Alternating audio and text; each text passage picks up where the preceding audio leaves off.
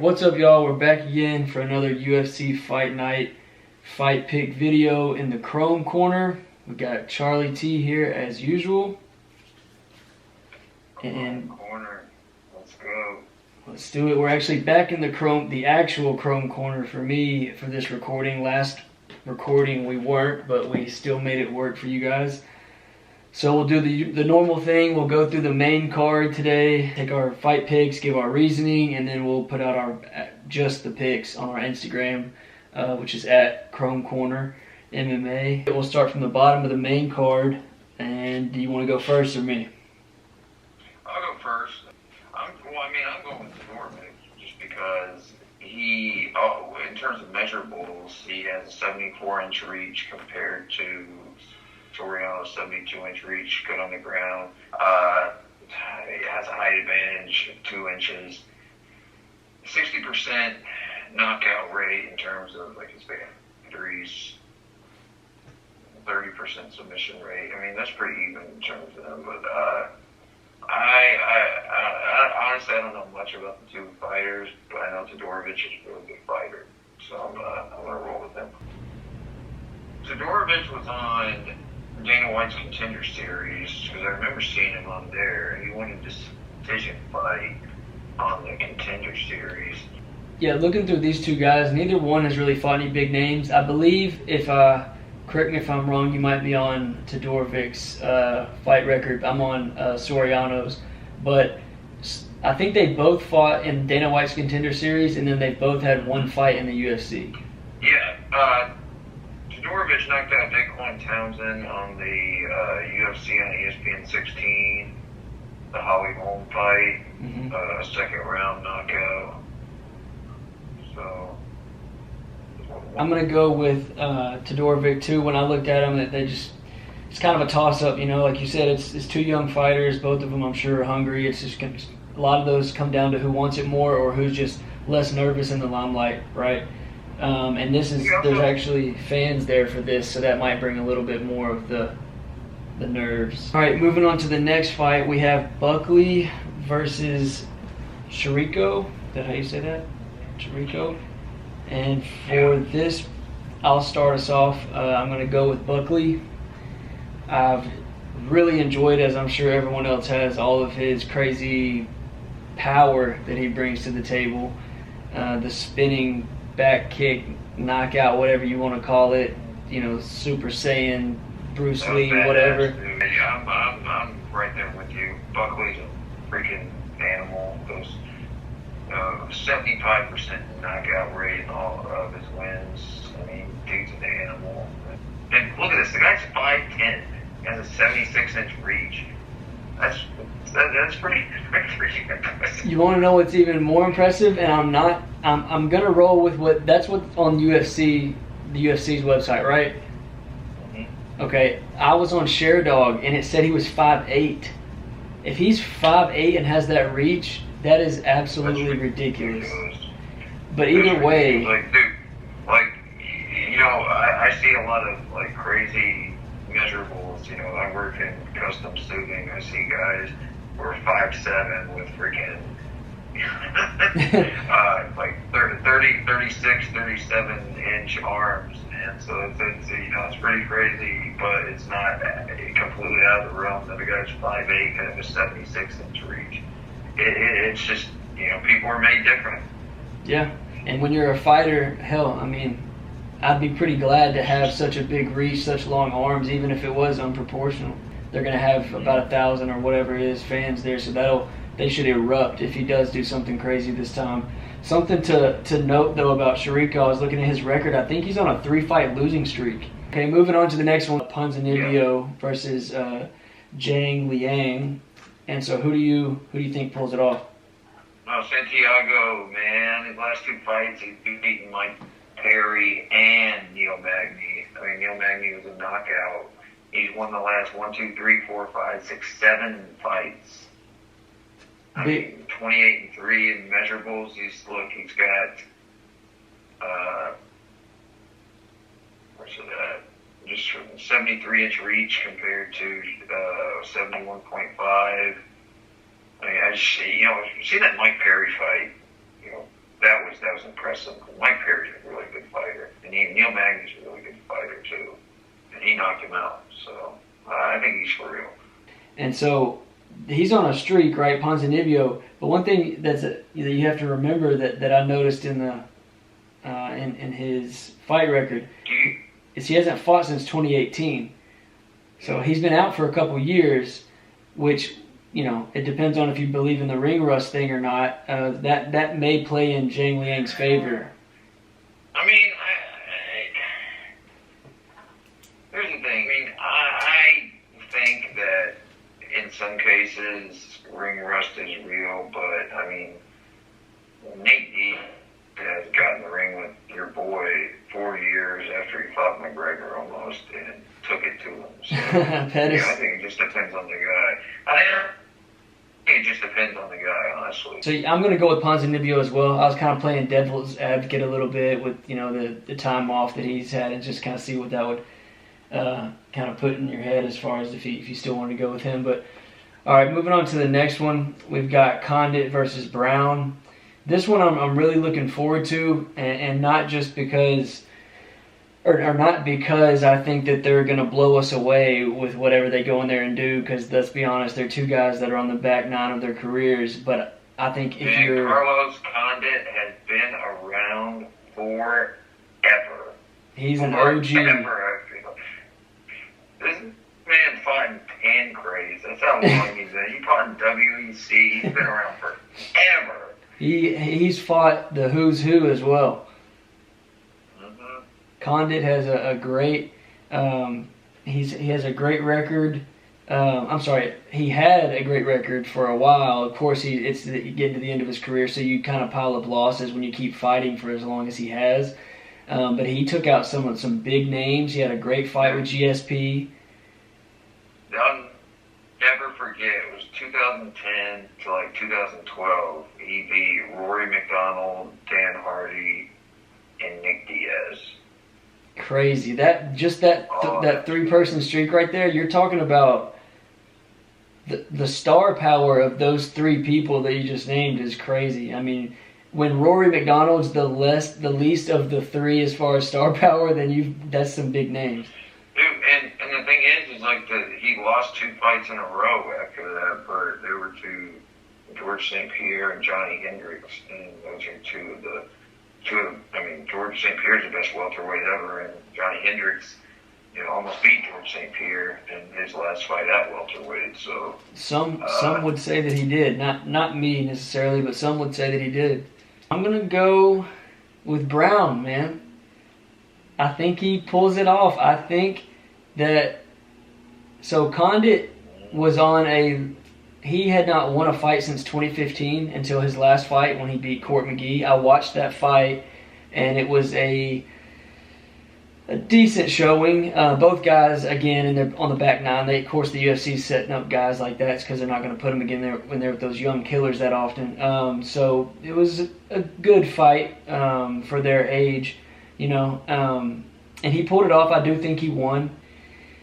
But I think Brown, I think he has a little bit more, I think he's updated his game a little bit more. I feel like Condit it's been a long time since he's really done anything different in there. And I feel like Brown's a little bit more well-rounded. I don't think he's as dynamic of a striker all around. I think that Condit definitely is. But I just think overall, putting an MMA game together, I think that Brown's going to pull it off. Man, somebody's probably going to sleep, though. I feel like these guys are going to stand up. I was impressed. Was a few years ago when, you know, Matt Brown beat Diego Sanchez, even though Diego Sanchez is kind of not what he used to be. But I got to rewind the clock. I got to go with Condit just because that was one of the guys that I used to love watching fight. Despite the fact that he has lost 5 of his last 6, I'm going to go with him. All right, I'll stick with Brown, and that's good though because that's the first fight we've not picked the same person, so that gives us a little bit of differing in our picks. And it usually turns out that way, doesn't it? We pick all fights the same except one. It's usually one fight. Main event. What everybody's been waiting for, Holloway versus Kattar. Do you say it Kattar or Kattar? Because I've heard both. I say Kattar just because I like the He can basically go either way. Okay, so this is not a simplistic pick, if that makes sense. I mean, because we'll see if it makes sense in a minute. He's a great fighter. I mean, last 2 fights he beat, Jeremy Stevens. He knocked out Jeremy Stevens. But he lost to Zabit. Mm-hmm. Zabit. I mean, I personally think Zabit should be in this fight. I mean, that guy's the fucking killer, dude. He is the next one up. That's for sure. But yeah, no, I'm not taking Calvin Kattar over Max Holloway because I think Max Holloway won his last fight. So how am I going to pick against him when I watched him fight freaking Volkanovski the last fight, and I thought he won. I thought he caught Volkanovski a few times. I thought he controlled the pace of that fight. I thought he won. I was shocked when they gave the decision. I do not disagree, sir. I picked Holloway as well. I think that he gets it done. I think he gets it done by a unanimous decision, is my thought. I don't know that Kattar is a pretty tough dude. I don't see him necessarily getting finished. Not that it can't happen. I think either one of these guys could land the right shot and put the other one out. But I don't see Holloway's too good of a striker, I think, to get caught with one of Kattar's big shots. And I think Kattar is going to take a lot of strikes, and he's just going to hang around because he's tough, but he's going to get outmatched. See, you know what I worry about, though, is, Max is a great striker, but, I thought he was pretty elusive until he fought Dustin Poirier at 155, because he got fucking stuck numerous times in that fight. Stuck as in, rocked. Dustin Poirier was hitting him with the kitchen sink. And I was like, who the hell is this guy? Max Holloway. The guy, I know Max Holloway. This guy made Jose Aldo look like a fucking amateur. This is not the Max Holloway. And Volkanovski, this first fight, is kind of similar. He's getting hit a lot more. And, I know he's fighting elite level competition, but Max Holloway, he dominated the featherweight division.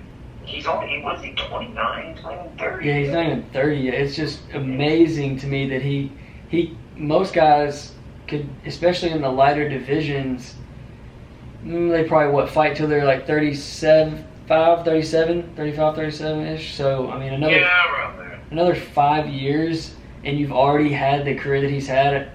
That's just amazing, first of all. But to your points, I think that it showed the difference, for one, in weight classes, because I think Poirier, although he fought at 145, is a natural 155er.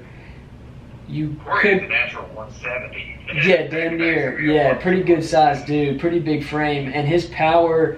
And I think he's just underestimated, man. I overall, because you have Conor and you have Khabib in his division. If you did not have those two in his division, he would get more respect than he does. Those are just two immaculate fighters, and it really puts a damper on other fighters when you have those guys in your division. Poor Dustin's getting thrown out to the dogs next week to Conor.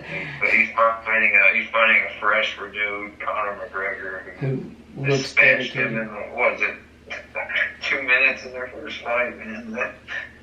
Animal.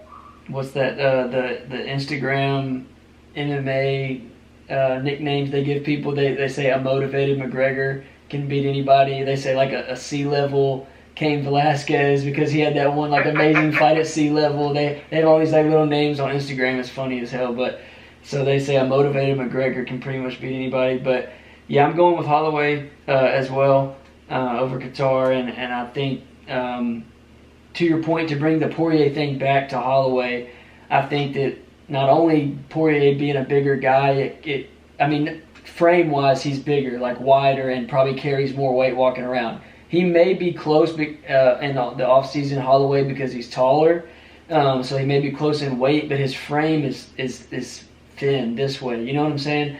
And that power, when you don't have a wide frame, the power is usually not there as much. And so I think Poirier overpowered him.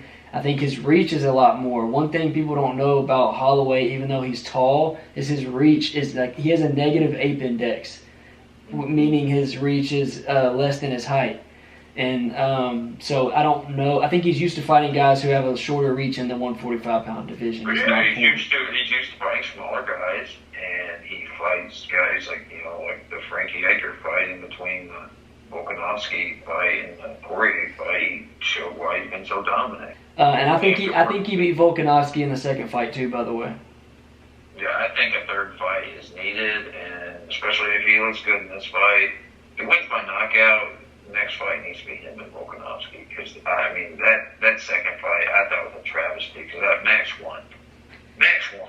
I was upset for him. I was like, he won that fight. Absolutely. That was terrible.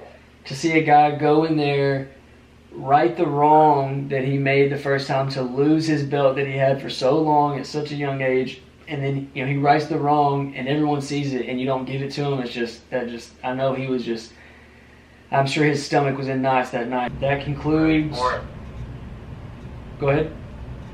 Is that ready for it? That third fight?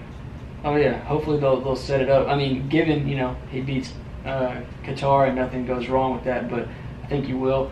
So that's the end of our picks for this UFC fight night. What do you want to do next Friday? Same thing for the McGregor. Conor McGregor fight next Saturday. I am ready. Fucking the Notorious one is back. Missing out. Let's fucking be honest for 1 second. Just for a second. Everybody, there are so many people in MMA who became fans because of Conor McGregor. Oh my gosh. We were fans. We personally were fans before that. I'll have to say, my favorite fighter growing up was Mirko Crow Cup Pride. And the fucking most dominant, deadly left leg ever. But who doesn't like watching Conor McGregor fight? You're either rooting for him or you're rooting against him, but you're tuning in because it's the McGregor show when he's there, and no one can deny that. If they do, they're just lying. Exactly. And he's fighting a guy who plays right into his style, Dustin. Dustin's going to try to trade with him. He already said he wants to get bloody with him, which is a fucking mistake, man. Part of me feels bad for Poirier because, first of all, what do you do against McGregor? First of all, because you're not Khabib to wrestle him in that way. So your striking is your best attribute. The first fight, you let him get in your head. The second fight, you're trying not to let him get in your head and you're staying calm. But your game plan, you've kind of put it on the table, and your game plan is to go at him striking, which is his game. I mean, I kind of feel bad for him. Poirier's last fight, if Dan Hooker was Conor McGregor, Poirier would have made it through the first round. Dan Hooker was putting it on Poirier. He did do that. Yeah, if he starts slow like that, he's done. I think that's why Conor's. That's what I was getting at. I think that's why Conor's predicting a 60 within the first minute. He predicted a knockout within the first minute. Did you hear that? Yeah, I saw that. And I think that's why, because he sees that Dustin starts slow. Cowboy Part 2. He sure as hell did it to Cowboy. Well, all right, man. I hope so. Hope you have a good night. Hope everybody out there enjoyed the show, and we'll post the pics on our Instagram as well. Go follow us at the Chrome Corner MMA. We're out. Max Holloway.